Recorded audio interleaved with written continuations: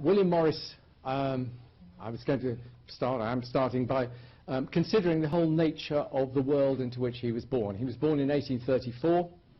He actually came from a wealthy background, and his father was what we might now call a futures dealer who dealt with financial bonds. Okay, so our topic is William Morris. Design for Living is the title. So I want this to be, in many ways, a consideration of this person, his ideas and his influence. Because I suspect that quite a few of you have a previous knowledge of Morris, an interest in Morris. So it's not going to be so much a biographical account as an examination of his ideas. So here he is, the man. I think one of the best portraits of him by George Frederick Watts, 1870. So he was, at that time, in his late 30s and already in the midst of his creative life, both as a designer and craftsman, but also as a poet. He was very celebrated at that time as being one of the principal poets in the country. And this is one of the aspects of Morris which makes him such a fascinating figure to study, because he not only created wonderful expressions of art and of design, but he also articulated ideas about the place of art in life. So we're looking at a world which gives a context to Morris, I think a significance to his work, which is industrialization, that process which swept through Europe, but swept through Britain, particularly in the second half of the 18th century into the 19th century, changed the way in which objects were created and changed the way in which objects were consumed. So it was a stark disruption to the traditional way of producing things, handcrafting them primarily, and it was a stark transition in terms of the working lives of those who produce things, and also of the nature of social relationships, which were based on the nature of economic and working relationships. So it created a whole new form of society and a new way of making things, new environments. And I think that is, to my mind, what really gives meaning and significance to Morris's thoughts, to his life and to his thoughts, because he was what I suppose one could call a sensitive critic of this new world, and he suggested ways in which it should be modified to put back the quality of life which had been taken away by industrialization. So it's a different way of producing things which we encounter in industrialization. Early exponents, early pioneers like Joseph Arkwright, using new forms of technology for weaving and for spinning, production of textiles, and bringing that technology, weaving and spinning devices, into institutions and applying non-human, non-animal power, the power of water. And so the productive process then takes place within an institution. It is capitalized. It is placed in one particular location under the authority of the overseer, the master, rather than being a semi-autonomous process of production within a more domestic environment. It is the application of technology and the organization of labor. And power changes so that it is no longer only the power of water, but it is the power of steam. I had the opportunity recently to go up to Lancashire and a place called the Queen Street Mill, which has been retained as a working museum, where they have a steam engine of the 19th century, which is still in operation The mill in Burnley in Lancashire no longer produces cloth, but is a working museum. And to see a steam engine which was now driving 300 looms and was then driving 1,000 looms was a very sort of awesome sight. It was both impressive and exciting, but also, and I wish I had a clip of the machine here, it was kind of frightening the way that the machine created the tempo of work. There was no opportunity to stop or to hesitate in your work. The one set of looms which were being operated by one of the demonstrators, I think she was moving continually between 8 looms, and this would be the working day for the operatives in those factories 10, 12 hours a day, in a hideous noise as well, which made speech completely impossible. So that was a pretty graphic demonstration of the way in which the craft production then becomes driven by the machine and the power of the machine, and then creates new settlements. It's been claimed that 3/4 of the urban growth in Europe in the last quarter of the 18th century was occurring in Britain, and principally in the north, in the centre and the northwest of England. So we have new towns like Stockport in Cheshire, and in his novel Hard Times, Charles Dickens gives a wonderful description of the nature of the town, the red brick painted black, of the serpents of smoke rising interminably from the chimneys, of the steam engines, their heads, the beam engines, heads going up and up, up and down like the head of a melancholy elephant, and of the mills and the houses, the streets and the houses all the same, and the people all the same, coming in and out at the same time every day to do the same work. So in typical Dickens fashion, he also was reacting to this new world and its dehumanization. And Thomas Carlyle, writing in 1829, writes of the way in which individuals have become mechanical. Men are grown mechanical in head and in heart as well as in hand. They have lost faith in individual endeavour and in natural force of any kind, not for internal perfection, but for external combinations and arrangements, for institutions, constitutions, for mechanism of one sort or other do they hope and struggle. Their whole efforts, attachments, opinions turn on mechanism and are of a mechanical character. Interesting writing, I think.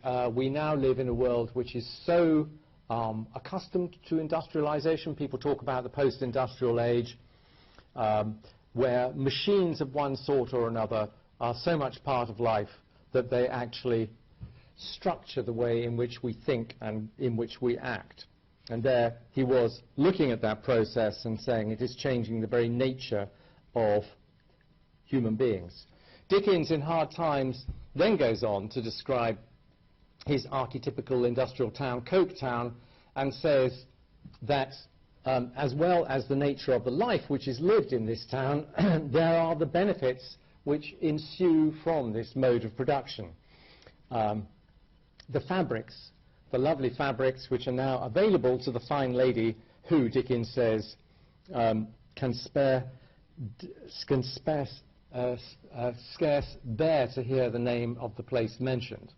So we have our industrial production which is ugly and dehumanizing, but we have the products which are now ever more available. So it's a new method of production, it's a new method of consumption, and it leads to a culture of ostentatious display, particularly amongst the new middle classes who now form a numerous and increasingly influential part of the social matrix. To the Victorians, more was definitely more, as you can see, I think, in this picture here, which is from the late 18th century. And there's another aspect to this interior here, which is that in this embracing of plenty in the domestic environment, historical styles were mined for the composition of objects, in this particular case 18th century French style. So this was a way of perhaps romanticizing the past, sentimentalizing the past, and using it as an idiom within which to present the objects with which one surrounds oneself. It could be the French Rococo, it could be Elizabethan, it could be Grecian, or it could be Gothic. And Gothic was a popular form of decoration in the 1830s. This is around about the time that William Morris was born. A book published by John Clodius Loudon, a ideal Gothic interior.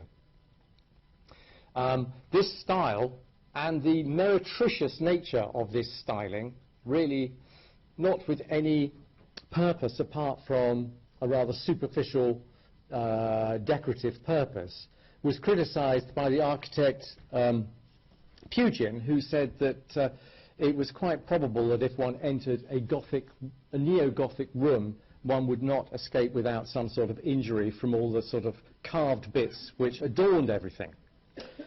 And Pugin is given credit for being perhaps the first to clearly articulate the need for style to have some serious moral purpose. He himself was drawn towards Catholicism. He converted from Anglicanism to Protestantism during his lifetime, and he wrote an influential book in 1836 called Contrasts, a parallel between noble edifices of the 14th and 15th centuries and similar buildings of the present day, showing the present decay of taste. So this is the same town in the Middle Ages, girt with its wall and populated with communities centred on their parish churches. It is, in every sense, both an economic unit and a social unit, and it's governed by religious ideology. It's governed by its Catholic faith, the abbey without, and the chapel. And he contrasts this with the modern town, where the walls of community have become the warehouses of mammon, lining the banks, and the church spires, the centre of faith of the community, have been replaced by the smoking chimneys. And social care and responsibility has been abandoned for the treatment of individuals as economic units. This is not a prison, this is something akin to a prison. This is the workhouse, which is the place where those who are redundant to this economic institution are sent. And then the church itself has abandoned its mission. The church, now looking more like a Roman temple, is very marginalized in this whole process. So there was a sense in which religion, or rather decoration, should represent serious moral values. And one of those who was the foremost subsequently of this thinking was the Oxford professor John Ruskin, who wrote a book called The Stones of Venice in 1853 to 55, exactly the time that William Morris had come to study at Oxford University. He came to Exeter College. His intention was at that time, or his mother's intention, because his father had died when he was 14, was that he would study for the priesthood, like many of his fellow students, inspired by the Oxford movement, a movement for religious reform which emanated from three Oxford figures, Newman and Keble and Pusey, who suggested that that England had abandoned its religious, or the church had abandoned its religious, its spiritual mission, and needed to return to the values of medieval Catholicism. Ruskin, writing on the moral value of architecture, had identified the late medieval as a period when the individual could still give expression to their creative ideals through their artifice. He contrasted the Gothic style with the classical style, which he identified as mechanical and as formulaic, Whereas the Gothic, which he saw, for example, in the wonders of the French cathedrals, was full of examples of the craftsmen giving expression to their observations of nature, and in so doing, giving a true expression to their personal creativity and worshipping the creator of that nature that they observed. So that particular style was chosen for the University Museum, which still stands there to this day, Ruskin being influential in the choice of the Gothic style, and even the chemistry laboratory or demonstration room was configured like a part of a medieval monastery, being modelled on the abbot's kitchen at Glastonbury Abbey. So we have the critics of industrialization who say, for example, like Ruskin, that work should be dignified, useful, and above all expressive of the whole person. As he wrote, life without industry is guilt, and industry without art is brutality. You must either make a tool of the creature or a man of him. You cannot make both. And in The Stones of Venice, he wrote this wonderful passage. We want one man always to be thinking and another to be always working. We call one a gentleman and the other an operative, whereas the workman ought often to be thinking and the thinker often to be working, and both should be gentlemen in the best sense. So these ideas were very influential on the young William Morris. In fact, reading The Stones of Venice, he later called a chapter from The Stones of Venice on the nature of Gothic one of the foremost utterances of the age. Planted the seed in Morris's mind that he would rather dedicate himself to a life of art, creating beauty.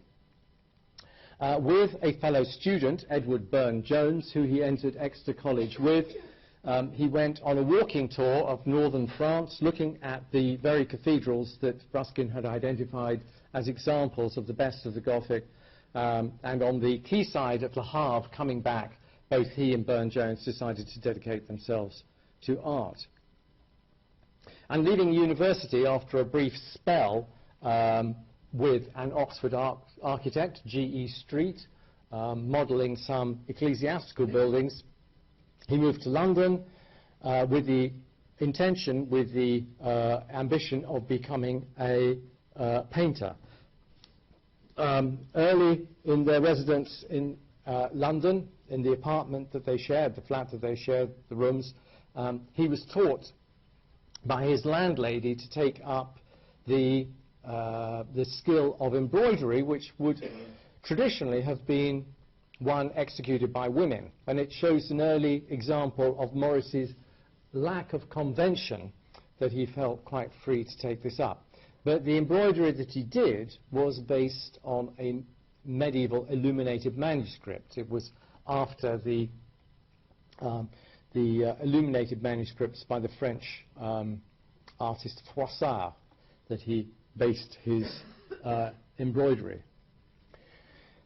And having become wed in 1858, shortly after he had left Oxford to an young Oxford girl called Jane Burden, and having a family of 2 young girls, he commissioned the architectural associate that he had met in the architectural practice, Philip Webb, to design a house at Bexley Heath in Kent, which was termed the Red House, and made a deliberate use of local vernacular materials in brick and in tile to create this dwelling. It's also a deliberate rejection of the principles of order and symmetry which are found in classically inspired architecture, being an expression of the nature of the life lived within. So that it is the nature of the social life, of the rooms, of the spaces, which gives rise to the accidental, one might say, kind of picturesque form of the structures and of the roofs of that dwelling. It was intended always to be a house with a dwelling of 4 sides around a courtyard, the other sides to be constructed for the Burne-Jones family, but that was never to happen. And in fact, Morris and his young family invited friends, associates to come and stay in the Red House, such as Burne-Jones and his wife Georgina, such as Ford Madox Brown, such as Dante Gabriel Rossetti, and his muse, Lizzie Siddal, to come and to help to decorate the house in a medieval mode. So some of what we see here are furnishings which were created by Philip Webb. Some here were decorations which were executed by Morris and by Jane, his wife, and by their guests. And there was a nice naivety to the decoration where, for example, a panel on the settle in the hall is painted on the theme of an episode from Malory's Morte d'Arthur, a medieval manuscript which had enjoyed new popularity in Victorian England and been articulated by the poet Tennyson in his Idylls of the King.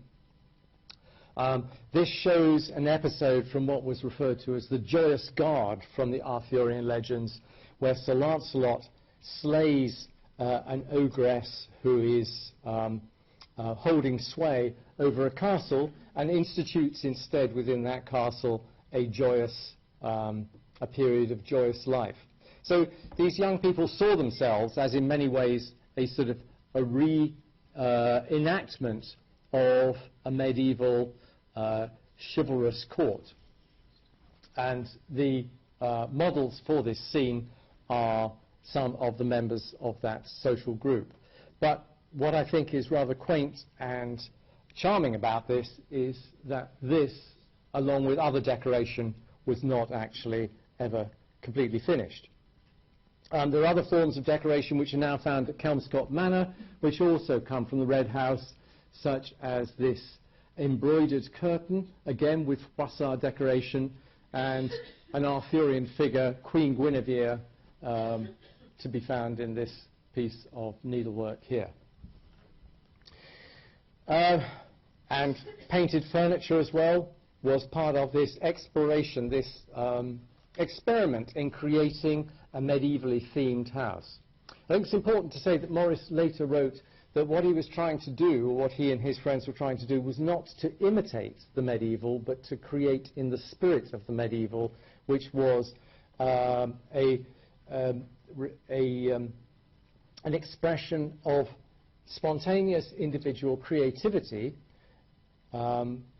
which was articulated through the decoration, the figures of a particular period, but beyond that was supposed to be an expression of a sense of community. There are descriptions of that period of the Red House with the company of artists, young men, young women gathered together in their creative endeavours, and Morris clambering up from the cellar with his arms full of bottles of wine to play Mine Host in the large hall-like living room on the first floor.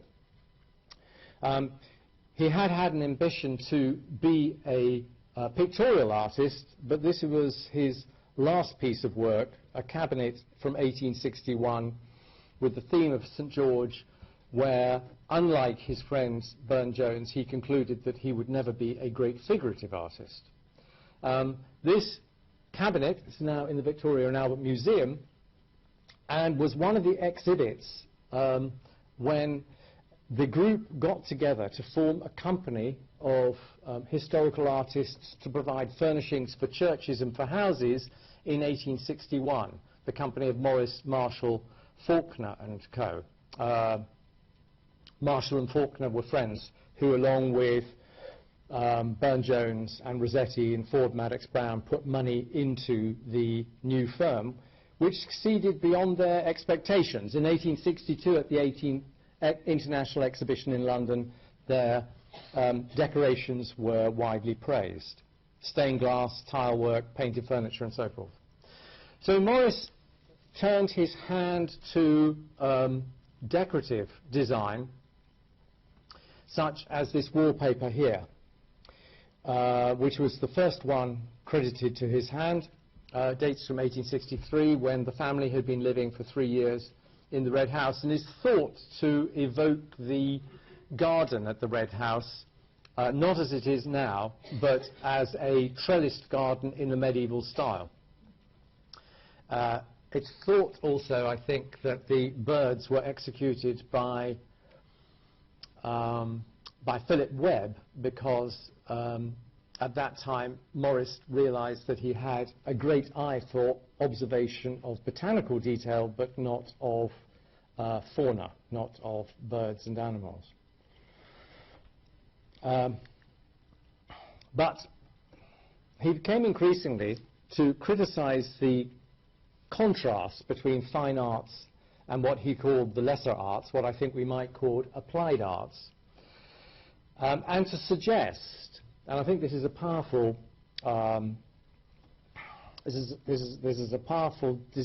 argument, that we need to have things, decoration, objects and decoration around us which elevate us in our hours of rest. So in his lecture, The Lesser Arts, given in 1877, sorry, I've left one out there, and reprinted in 1882, he describes the best art, fine art, as being depictive of men's imaginings, often problematical as representing men's aspirations for the future, for love, for power, and so forth. Lesser art is designed to be restful and pleasant, to surround our common workaday or restful times, to clothe our daily and domestic walls with ornament that reminds us of the outward face of the earth, of the innocent love of animals, or of a man passing his days between work and rest as he does, with ornament that reminds us of these things and sets our minds and memories at work, easily creating them, because scientific representation of them would again involve us in the problems of hard fact and the troubles of life, and so once more destroy our rest for us. So I think what he's suggesting here is that we need applied art, we need decoration around us, because life consists of all of the implications of power and conflict in the ordering of assets, of resources, of production, and we should, all of us, have the right to rest and to restoration of our spirit by what he considers to be beauty in terms of decoration. And this was in contrast to the prevailing mode of the conventions of decoration at the time. After the Great Exhibition of 1851, which was supposed to be a showcase of the best of British manufacture and decoration, but which to many informed observers displayed the paucity of British historically based design, schools of design were established by Owen Jones and others as a remedy for this paucity of derivative design, choosing what they considered to be good examples of design from other cultures and other periods and placing them on display in the museum, the South Kensington Museum as was then, now the Victoria and Albert Museum, and also publishing, in Jones's case, the Grammar of Ornament, saying this is what good design was in other cultures at other times, and this is what designers should copy. And it is a form of what we might refer to as conventionalized design. In other words, it takes elements of nature, it takes elements of form, and then it subjects them to a regularization where there is no spontaneity, there is no individualism within that design. So this was the prevailing culture of decoration which Morris was encountering. And in his early designs, such as Jasmine, he actually suggests both that there should be clarity in the design, but also that there should be a spontaneity, a sort of naturalism to the design which, as he said, would suggest that an element of it could grow if so it would. I've always loved that expression, that you might walk back into the room the next morning and find some more flowers or some more leaves on those stems. And I think that's the brilliance of Morris's early naturalistic design, is that it is intensely complex but looks very it looks uncontrived and natural. At the same time, he does also suggest, I think interestingly, that no design should attempt to be a literal depiction of nature, because he says there is so much complexity that it would confuse the mind and the eye, and that any design should leave room for the imagination to work. And I think that is, I will say that to design students that I teach, that I think that's a hugely important element of Morris's design